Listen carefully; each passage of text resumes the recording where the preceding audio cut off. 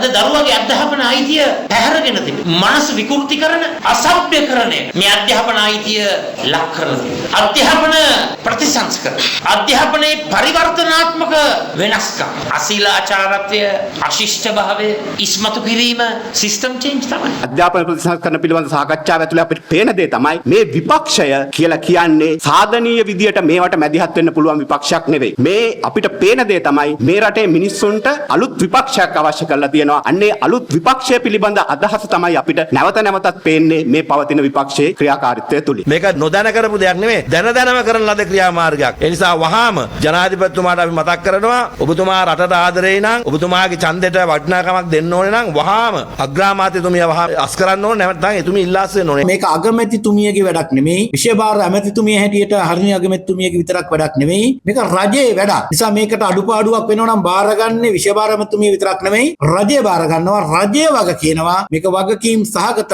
රජයක්. ඒ නිසා අපි අඩුපාඩු තියෙනවා නම් පෙන්න දෙන්න. හදා ගන්න සූදානම්. අපි කොහොම හරි අධ්‍යාපන ප්‍රතිසංස්කරණ කරනවා කියලා කියනවනම් අර මතුගමට ගිහිල්ලා කෑ ගහලා අපි කොහොම හරි මේ අධ්‍යාපන ප්‍රතිසංස්කරණ කරනවා කියලා ඒ මට්ටමට ඇද වැටෙනවා නම් ආණ්ඩුවක් මං හිතන්නේ ඒක ජනතා අභිලාෂ සම්පූර්ණයෙන්ම සුණු විසුණු කිරීමක්. සිදු කළ යුතු වෙනස්කම් වෙනුවෙන් තමයි රජය මේ උත්සාහ දරන්නේ. අපිට ආණ්ඩුවක් විදිහට රටක් විදිහට කරන්න වැඩ ගොඩක් තියෙනවා. ඉතින් ඒ නිසා ඔය චූටි දේවල් අපි අදාළ කරගන්නේ නැහැ. මොකද ජනතාව අපට පවරපු ලොකු වැඩක් තියෙනවා. ඒ වැඩේ ගැන පැය 24 හිතලා මහන්සියෙන් අපි වැඩ කරනව හැර එක එක්කෙනාගේ දවසේ ආතල් වෙනුවෙන් හදන එක එක જાතියේවට අපිට අවධානය යොමු කරන්න ඇත්තටම වෙලාවක් නැහැ.